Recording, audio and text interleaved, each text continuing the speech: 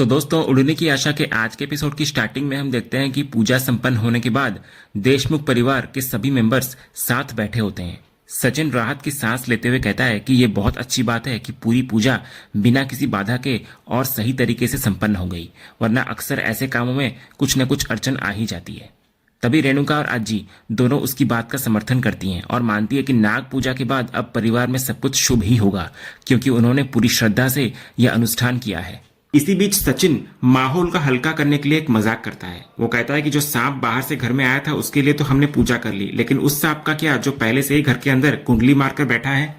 सचिन का ये तंज मजाकिया तौर पर रेणुका की ओर होता है, जिसको सुनकर घर के बाकी लोग हंसने लगते हैं। लेकिन साइली, जिसकी नजरें लगातार रोशनी पर जमी होती है, अचानक से गंभीर हो जाती है और सचिन की बात का समर्थन करती है। साइली बड़े तीखे लहजे में कहती है कि सचिन बिल्कुल सही कह रहा है, जो सांप घर के अंदर ही छिपकर बैठा है उसका क्या किया जाना चाहिए। तो सचिन ये देख लेता है कि साइली ये बात रोशनी की तरफ देखकर कह रही है और वो मजाक में साइली से पूछता है कि क्या वो सबके सामने रोशनी को घर का सांप बता रही है। तभी आकाश सचिन को पूछता है कि क्या वो खुद को कोई बड़ा स्टैंड अप कॉमेडियन समझता है जो लगातार जोक मार रहा है। तो सचिन भी इधर कहता है कि वो खड़ा होकर नहीं बल्कि बैठकर कॉमेडी कर रहा है, लेकिन हाँ, वो मजाक तो कर ही रहा है। तभी तेजस बड़े ही उत्सुकता से पूछता है कि आखिर क्या मजाक चल रहा है जो उसको नहीं पता। तो सचिन जानबूझकर रोशनी की ओर इशारा करता है और उसको ही कहता है कि वो तेजस को बता दे कि क्या जोक मारा गया है। तो रोशनी यहाँ तुरंत अपना बचाव करती है। वो बहुत ही सहजता से तेजस को समझाती है कि ऐसी कोई खास बात नहीं है, बस सचिन को हर छोटी बात पर दूसरों का मजाक उड़ाने का एक बहाना चाहिए होता है। तो रोशनी का ये शांत और मासूम चेहरा देखकर साइली का गुस्सा और भी बढ़ जाता है। साइली चुपचाप से रोशनी की ओर घृणा से देखती है और मन ही मन सोचती है कि रोशनी ने खुद सबकी जिंदगी और भरोसे का मजाक बना रखा है और अब वो दूसरों पर उंगली उठा रही है। इसके बाद रेणुका और आजी साइली को आदेश देती है कि वो जाकर सबके लिए चाय बना दे। उधर दूसरी तरफ सुप्रिया राजेश्वरी के सामने अपना डर व्यक्त करती है। उसे डर होता है कि उसकी बेटी कल्याणी की मुश्किलें अब और बढ़ने वाली है। राजेश्वरी तभी उसको साइली के वादे की याद दिलाती है, लेकिन सुप्रिया जानती है कि साइली अपने सिद्धांतों और परिवार से बहुत प्यार करती है, तो वो गलत को कभी बर्दाश्त नहीं करेगी। सुप्रिया को मलाल होता है कि कल्याणी ने उसका कहना कभी नहीं माना और सच नहीं बताया, जिसका परिणाम अब झूठ का घड़ा फूटने के रूप में सामने आया है। तभी क्रिश सुप्रिया को पूछता है कि साइली आंटी ने उसकी आई पर हाथ क्यों उठाया और वे गुस्सा क्यों थी, क्या उसकी आई ने कोई गलती की थी। तो सुप्रिया इस मासूम सवाल का कोई जवाब नहीं दे पाती और उसको बहला फुसलाकर बाहर खेलने भेज देती है। तो क्रिश के जाने के बाद सुप्रिया फूट फूट कर रोने लगती है। उसे दुख होता है कि क्रिश की कोई गलती नहीं है, फिर भी उसे वो हक और पहचान नहीं मिला जिसका वो हकदार है। उसे डर होता है कि जब सच सामने आएगा तो क्रिश का क्या होगा। अगले सीन में साइली सबके लिए चाय लेकर आती है। इधर परेश चाय की तारीफ करते हैं, लेकिन साइली का निशाना केवल रोशनी होती है। वो रोशनी को चाय देते हुए कहती है कि चाय आज उसने जानबूझकर कड़क बनाई है ताकि सबका दिमाग खुल जाए। इसी बीच हम देखते हैं कि परेश सबको कल से काम पर लौटने की याद दिलाते हैं। इधर जैसे ही रोशनी अपनी चाय की प्लेट देखती है तो उस पर उसे 72 आवर्स लिखा हुआ नजर आता है। वो बुरी तरह चौंक जाती है, लेकिन अगले ही पल उसको रियलाइज होता है कि वो उसकी घबराहट के कारण हुआ एक वहम था। अगले सीन में रात के समय साइली रसोई में अकेले सब्जी काट रही होती है, लेकिन उसके मन में रोशनी के विश्वासघात की बातें बार बार घूम रही होती है। वो इतनी ज्यादा मानसिक अशांति और गुस्से में होती है कि उसका असर उसके काम पर दिखता है। वो बहुत ही तेजी से सब्जी छीलने लगती है। तभी इतने में सचिन वहां पहुंचता है और साइली की इस असामान्य तेजी को देखकर उसको टोकता है। सचिन को तुरंत भाप हो जाता है कि दाल में कुछ तो काला है। वो साइली को अपनी जासूसी समझ के बारे में बताने लगता है और कहता है कि उसे रोशनी के व्यवहार में एक अजीब सा डर दिख रहा है, जैसे वो किसी फड़फड़ाती मुर्गी की तरह भाग रही हो जिसको अपने कटने का डर सता रहा हो। सचिन अब साइली को भी कुरेदता है कि क्या वो उससे कुछ छिपा रही है। तो साइली का ध्यान भटक जाता है और गुस्से में तेजी से सब्जी काटते वक्त उसकी उंगली में चोट लग जाती है। तो सचिन उसको संभालते हुए कहता है कि साइली बिना किसी बड़ी वजह या अंदर दबे तूफान के इस तरह कभी नहीं तिलमिलाती। वो साइली को मजबूर करता है कि वो सच बताए, क्योंकि आज सुबह से उसकी चुप्पी और उसका व्यवहार बहुत कुछ कह रहा है। तो अंत में साइली का सब्र का बांध टूट जाता है और वो मुड़कर सचिन की आंखों में देखते हुए स्वीकार करती है कि एक बात ऐसी है जो उसे अंदर ही अंदर खाए जा रही है और वो उसे बताना चाहती है। इसके बाद जैसे ही साइली सच बोलने वाली होती है, रोशनी वहां पहुंच जाती है और बात को काट देती है। सचिन तभी रोशनी के बीच में आने पर भड़कता हुआ नजर आता है, लेकिन रोशनी बड़ी ही चतुराई से आजी की भूख का बहाना बनाती है। वो कहती है कि आजी को बहुत भूख लगी है और उसे साइली की हेल्प करनी है खाना बनाने में। तो आजी के स्वास्थ्य का मामला होने के कारण सचिन पीछे हट जाता है और साइली को बाद में बात करने का कहकर वहां से निकल जाता है।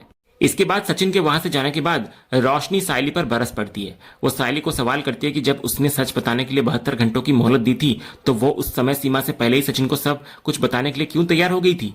रोशनी एक बार फिर अपनी ढाल के रूप में क्रिश का इस्तेमाल करती है और साइली से विनती करती है कि वो कम से कम उस मासूम बच्चे के बारे में सोचे। तो सायली बड़ी दृढ़ता से जवाब देती है कि वो रोशनी की तरह पेशेवर झूठ बोलने वालों में से नहीं है। सायली का मानना होता है कि उसका चेहरा सच का आईना है और वो अपने पति सचिन से इतना बड़ा सच कभी नहीं छिपा सकती, क्योंकि सचिन को पहले से ही कुछ गड़बड़ होने का आभास हो चुका है। सायली साफ कर देती है कि वो रोशनी की तरह अपने पति को अंधेरे में रखकर अपने रिश्ते के साथ खिलवाड़ नहीं कर सकती।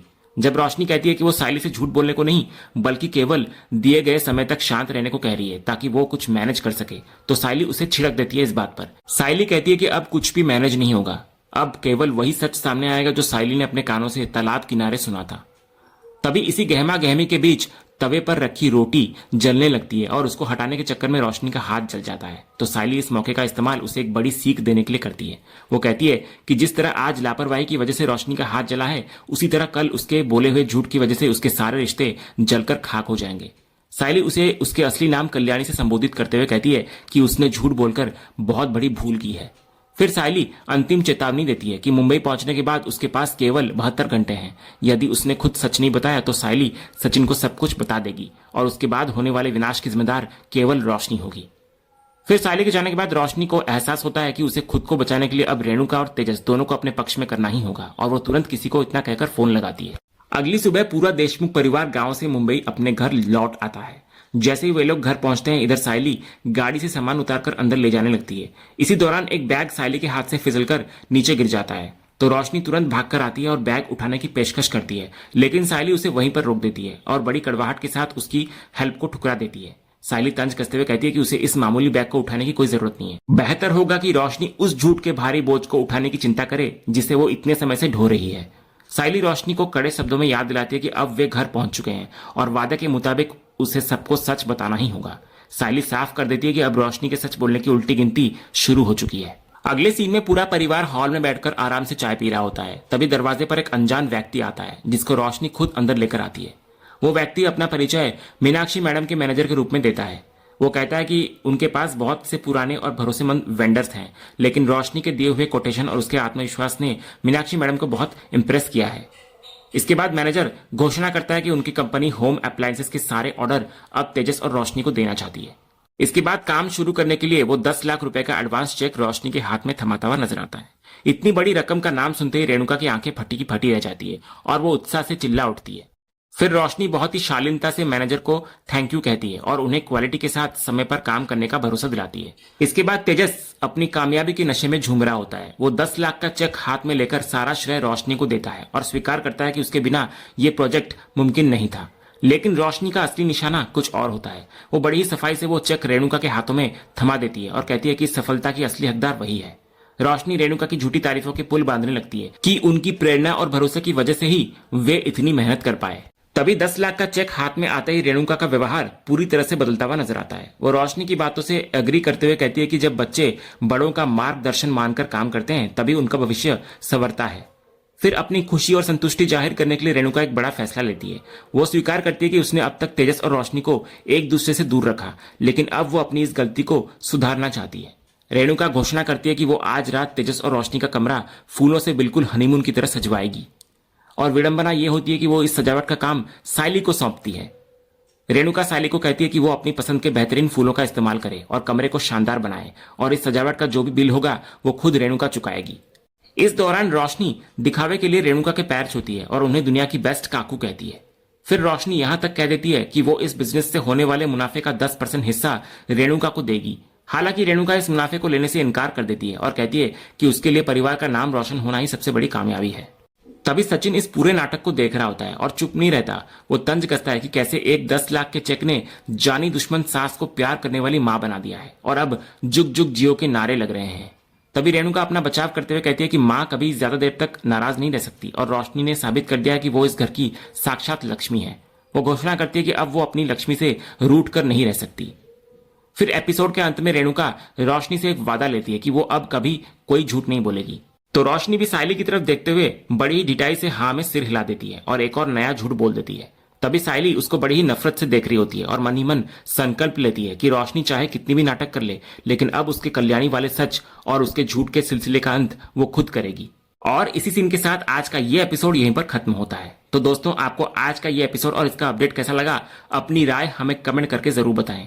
अगर आपको आज का ये वीडियो पसंद आया हो तो वीडियो को लाइक और शेयर जरूर करें, और उड़ने की आशा के आने वाले रोमांचक ट्विस्ट एंड टर्न्स जानने के लिए हमारे इस चैनल को सब्सक्राइब करना ना भूलें। मिलते हैं अगले वीडियो में, तब तक के लिए धन्यवाद।